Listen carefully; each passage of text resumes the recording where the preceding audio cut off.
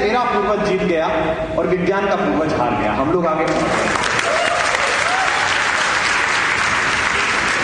तो मैं जिस फ्रेटर्निटी से आता हूं, जिस परंपरा से आता हूं, वो अध्यापकीय परंपरा है। मेरे पिताजी प्रोफेसर थे, रिटायर हुए। मैंने इसी राजस्थान में पहली नौकरी की, गवर्नमेंट कॉलेज में मैं असिस्टेंट प्रोफेसर हुआ। इसी जयपुर में डायरेक्टरेट में मैंने नौकरी की कुछ दिन के लिए, और कविता से आता हूं। सो आप जो लोग हैं जो बात को आगे फैलाते हैं, जो बात को आगे पहुंचाते हैं, हमारा आपके बीच का संबंध बनना जरूरी है। क्योंकि अगर मैं कुछ भी अच्छा करूं और आपको पता ना हो, आपसे बात आगे ना जाए, तो मेरा बेकार हो जाएगा। उर्दू में एक शेर है कि खुशबू को फैलने का बहुत शौक है, मगर खुशबू को फैलने का बहुत शौक है, मगर मुमकिन नहीं हवाओं से रिश्ता किए बगैर।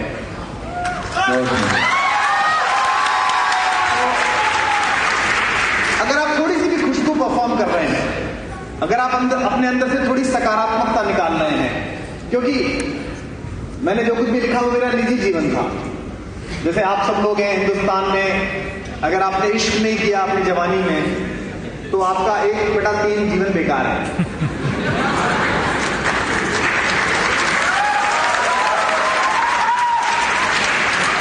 और अगर आप उस इश्क की खुशबू से नहाए हुए पूरी जिंदगी ना रहे, तो आपका 2/3 भी बेकार है। तो जैसे सामान्य कस्बाई इश्क होता है, इश्क में मैंने कविताएं शुरू की।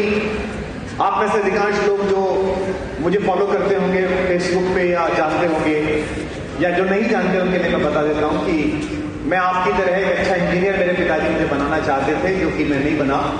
और मैंने तय किया कि मैं कविताएं लिखूंगा, अपनी बात कहूंगा। सबसे ज्यादा जरूरी है खुद से सहमत होना।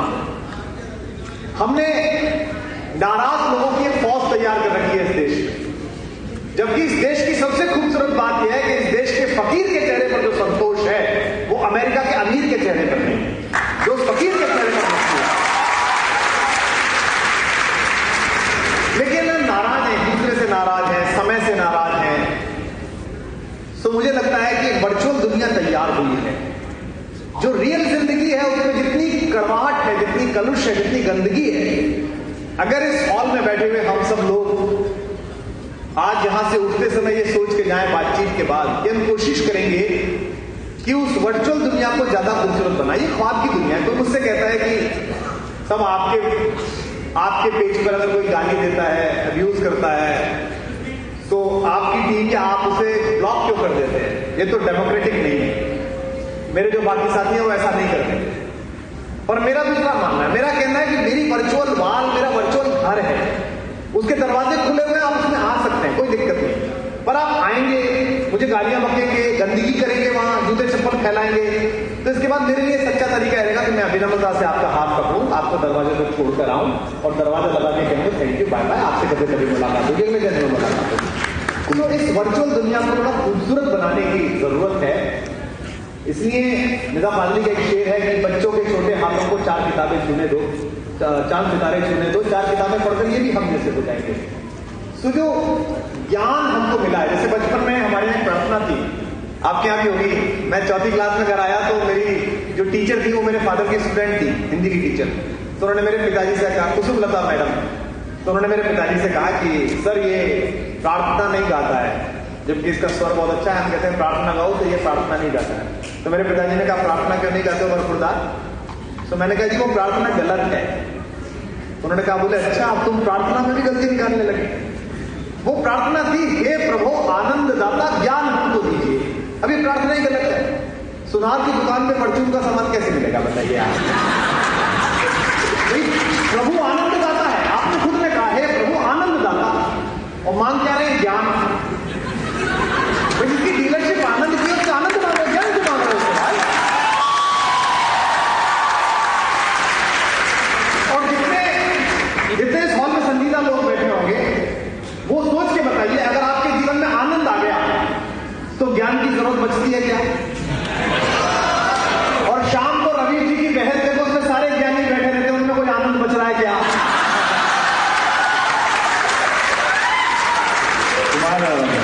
मैं जानना चाहता हूँ कि जब मैंने आपको जाना, आपकी कविता के जरिए, तब हम लोगों की जिंदगी में सोशल मीडिया आया था, मतलब उसके बीच पड़े थे, कहीं कोई लोग अकाउंट खोलना सीख रहा था, कहीं लोग उसमें लाइक करना सीख रहे थे। और अब कई बार लोगों को लगता है कि अगर आपको लोगों तक पहुंचना है तो बिना फेसबुक या ट्विटर के नहीं पहुंच सकते। उसके पहले की यात्रा और उन संस्मरणों से बता सकते हैं क्या अब भी कोई बिना ट्विटर और फेसबुक के अब कोई पॉपुलर हो सकता है, लोगों तक पहुंच सकता है? ऐसे बिना ऐसे किसी माध्यम के आपने इस तरह की यात्रा और अपनी जो लोकप्रियता की छाप है वो कैसे चली, कैसे? देखिए, एडवर्टीजमेंट जगत वो भी, फिल्मों के जगत के लोग भी, वो भी, क्रिएटिविटी के लोग भी वो बताते हैं कंटेंट किंग है। अगर आपके पास कंटेंट नहीं है तो आप उसे फैला नहीं सकते। और फेसबुक हो, ट्विटर हो, बाकी जितने सोशल नेटवर्किंग के माध्यम हैं, वो सब केवल प्लेटफॉर्म है। जैसे जब आंदोलन शुरू हुआ उससे पहले जितनी जिंदगी में सोशल नेटवर्क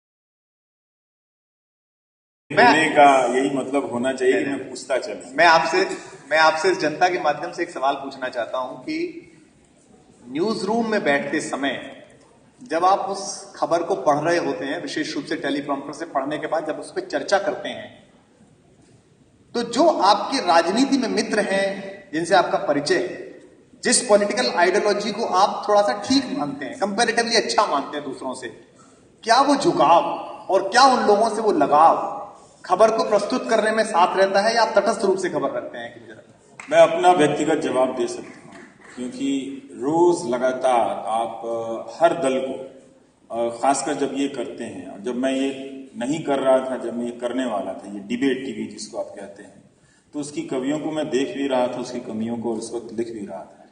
लेकिन इसका एक असर ये हुआ कि आप जब करते हैं तो ज्यादातर तो कुछ एक ऐसा मुद्दा जरूर होता है जो किसी न किसी के खिलाफ होता है, या उसकी कमजोरी से आया हुआ होता है, उसकी गलती से आया हुआ होता है।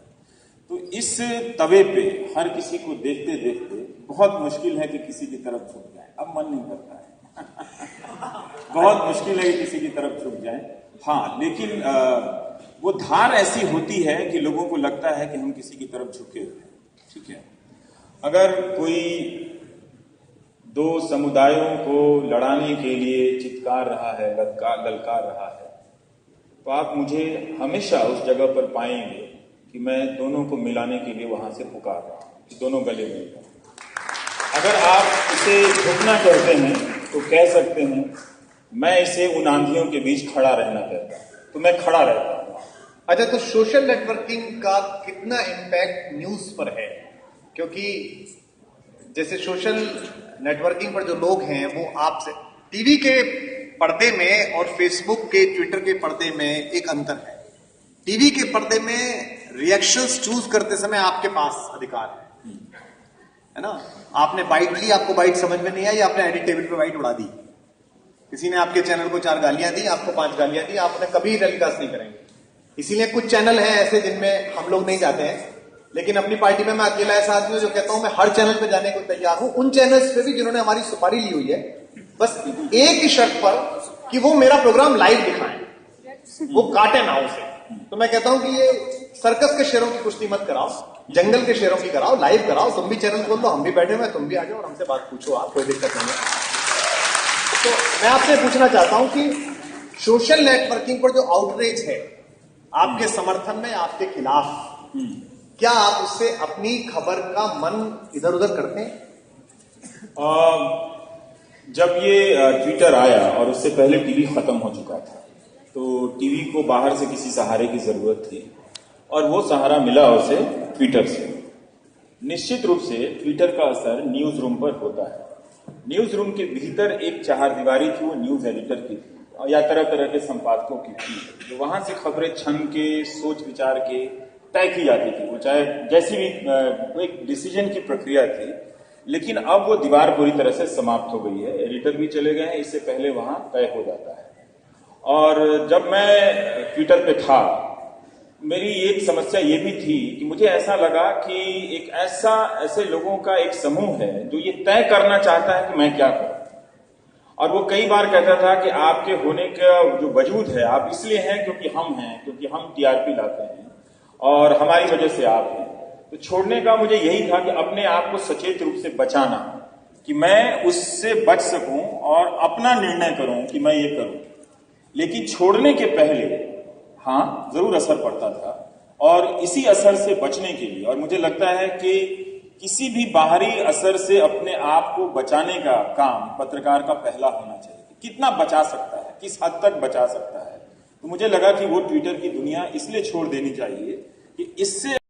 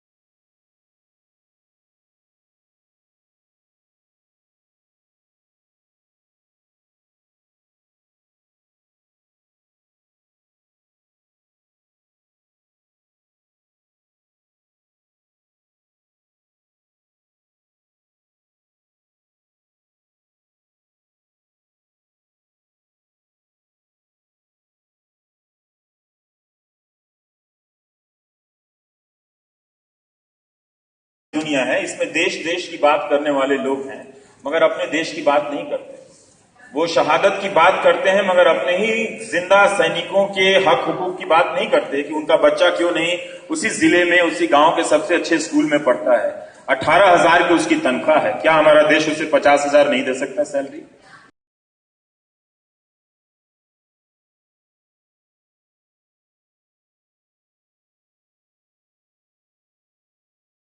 तो वो उन सैनिकों की इन सवालों की बात नहीं करता। वो शहादत पे बात इसलिए करता है कि उसका बात करते समय उसके अपने हित सत्य हैं, क्योंकि उसकी हिपोक्रेसी को, उसके अपने अंतर्विरोध को आप नहीं देख पाते। वो ढकने के लिए बात करता है और अपने आप को देशभक्त साबित करता है। जो देश है उसकी बात कभी नहीं करता है। समय का इशारा हो रहा है और जैसा कि मैंने कहा कि मैं कुमार को कभी मैंने पर्सनल रिक्वेस्ट नहीं किया।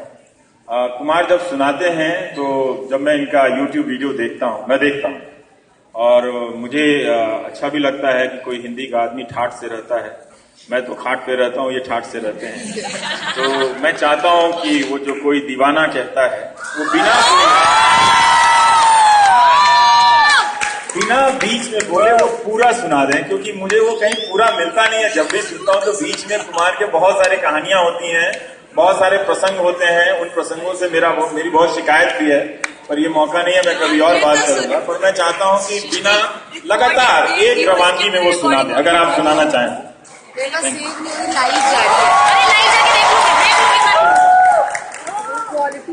देखिए, हमारे यहाँ गांव में एक किस्सा है कि एक सास ने अपने दामाद से कहा कि दामाद जी, ये वाला जो अचार है ये 100 साल पुराना है। तो दामाद ने कहा कि माता जी जरा 2 फांक अचार की हमको भी देना।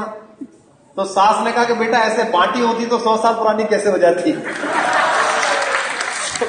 तो ये जो आपने कहा कि ठाठ से रहता है, ये मैंने तय कर रखा है कि प्रोफेशनली मुझे कविता को कैसे तैयार करना है, इसलिए मैं सुना। एक कवि की 10 लाख रुपए की प्रस्तुति फ्री में रवीश कुमार के माध्यम से लेने का जो प्रयास किया,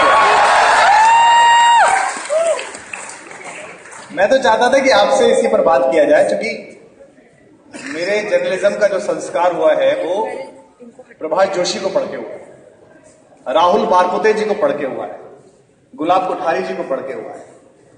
मैं आज जब देखता हूं मेरे घर में 5-6 अखबार आते हैं, मैं नाम नहीं लूंगा उनके, और हिंदी के अखबार तो मुझे कई बार ऐसा लगता है वो 3 कामों के लिए हैं: बिजली कटागी, उठावना और कुछ खोया पाया। उनमें अखबार नहीं है, मतलब वो केवल भार के हिसाब से है, कितना है भार। सो ऐसे में जब अकबर इलाहाबादी ने कहा कि न तोप निकालो न तलवार निकालो, जब तोप मुकाबिल हो तो अखबार निकालो, सो वो मुश्किल समय है। और ये इंडिपेंडेंट जो मीडिया है सोशल नेटवर्किंग का, इस पर बहुत निर्भर करता है कि आप सब आजकल तो बड़ा अच्छा काम कर दिया है। एक खबर की वेबसाइट बना लेते हैं, world24खबर.com, उस पे लिख देंगे कि कुमार विश्वास बकरी भगाते पकड़े गए। अब उसको फिर चलाएंगे कि देखो ये खबर छप। एक तरफ तो वो लोग हैं जो कुपड़ हैं, जिन्होंने अगर वेद पढ़ा है तो वो गलत पन्ने से पढ़ा है, और एक वो है जो अनपढ़ है, जिन्होंने पढ़ाई नहीं है और जो कहते हैं हमारे वेदों में, वो देखा नहीं किधर से खुलता है। आप अक्सर देखो कि देश की बात करने वाले जितने आपको ट्रॉल्स मिलेंगे, राष्ट्र, भारत माता, उनके चेहरे किसी हॉलीवुड एक्टर के होंगे जो उन्होंने लगा रखे होंगे, या वो सीधे सीधे भारत माता का चित्र लगाकर, लक्ष्मी का चित्र लगाकर, दुर्गा का चित्र लगाकर माता बहन से नीचे बात नहीं कर रहे होंगे। मतलब उन्होंने माँ का फोटो लगा रखा और सीधी माँ की गाली दे रहे हैं। सो मुझे लगता है कि ये खतरा है, इससे हमको बचना चाहिए। और आप मुझे कहा है तो मैं कुछ एक पंक्तियां आपको सुना देता हूं। बड़ा मुश्किल काम है हालांकि आपने जो मुझे दिया, लेकिन के लिए मुश्किल नहीं कि किसी के दिल की मायूसी। अब ये देखिए, आप साफ है बिल्कुल, ये जो आगे बुद्धिजीवी है ये शांत है, जो पीछे हृदय जीवी है वो बहुत शोर मचा रहा है, कोई छुड़ा लगा, क्योंकि इनके एक्सेस में मान्यताओं के फिल्टर लगे हुए हैं। मैं सरकार में देख रहा था, मुझे मनीष बता रहा था, बोले, मैंने कहा यार तेरे जो अधिकारी है बड़ा मुंह लटका रहते हैं, इनको थोड़ा मनोरंजन दिया करो। बोले ये ऐसे हैं कि 90 के बैच का आईएएस को चुटकुला सुनाता है तो 85 वाला नहीं हंसता कि जूनियर पे क्या हंसू। अब आप पूरा अंतरा बिना रुके सुनाए, बिना बोले सुनाएं। मतलब आप ये चाहते हैं ना आपके चक्कर में आदत बिगाड़ूंगा अपनी। नहीं, मैं खड़ा रहूं, कि किसी के दिल की मायूसी जहां से हो के गुजरी है, हमारी सारी चालाकी वहीं पर खो के गुजरी है। तुम्हारी और मेरी रात में बस फर्क इतना है, तुम्हारी सो के गुजरी है, हमारी रो के गुजरी है।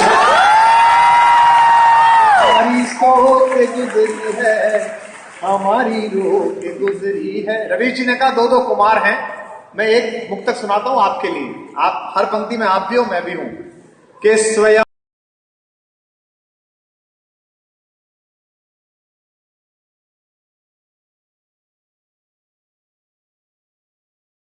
से दूर हो तुम भी, स्वयं से दूर है हम भी। वहां मिलेगी आपकी। स्वयं से दूर हो तुम भी, स्वयं से दूर है हम भी। बहुत मशहूर हो तुम भी, बहुत मशहूर हैं हम भी। बड़े मगरूर हो तुम भी, बड़े मगरूर हैं हम भी। अतः मजबूर हो तुम भी, अतः मजबूर है। बहुत शुक्रिया। ये चादर सुख की मौला क्यों। जितने लोग यहां बैठे हैं उनको सबको बता दूं, मैंने पहला प्रोग्राम 100 रुपए में पढ़ा था रोडवेज की बस में। साधन में सुख नहीं है, साध्य में सुख है। जो मजा इसी राजस्थान में 1996 में मारुति 800 खरीदकर चलाने में था, वो आज मर्सिडीज एस क्लास चलाने में उसमें बैठने में नहीं आता। वो जो गाड़ी थी, और ये गांव सिखाता है, मिट्टी सिखाती है। वो जो मारुति 800 थी मैनुअल, कई बार तो नीचे उतर के मोड़नी पड़ती थी। जो उसमें आनंद था वो इसका नहीं है। जितने लोग बैठे हैं ध्यान रखना, सीता जब तक भगवान राम के साथ थी, मां सीता, उनको सोने का हिरन चाहिए था, और जो सोने की लंका में बैठी हुई थी तो राम राम कह रही थी। इसलिए साधन में ये चादर सुख की मौला क्यों। हार गए तो क्या हुआ, जीत गए तो क्या हुआ, एक सरकार आ गई तो क्या हुआ, एक सरकार चली जाएगी तो क्या हो जाएगा। आप मुझे राजनीति के षड्यंत्र में दफना कर मार सकते हो, लेकिन मैं कविता का बीज हूं। जितना गहरा दफनाओगे आने वाले हजारों वर्षों में उतना बड़ा पेड़ बन के बाहर आऊंगा, उतना ज्यादा। ये चादर सुख की मौला क्यों। इसीलिए मैं अकेला ऐसा नेता हूं अपनी पार्टी का, दूसरी पार्टियों का, जिसको चिंता नहीं है इन कैमरों की, कुछ भी दिखाते रहो आप। ये अच्छा आपका सोच रहा मैं बंद कर दूंगा ये सब काम। ये चादर सुख की मौला क्यों सदा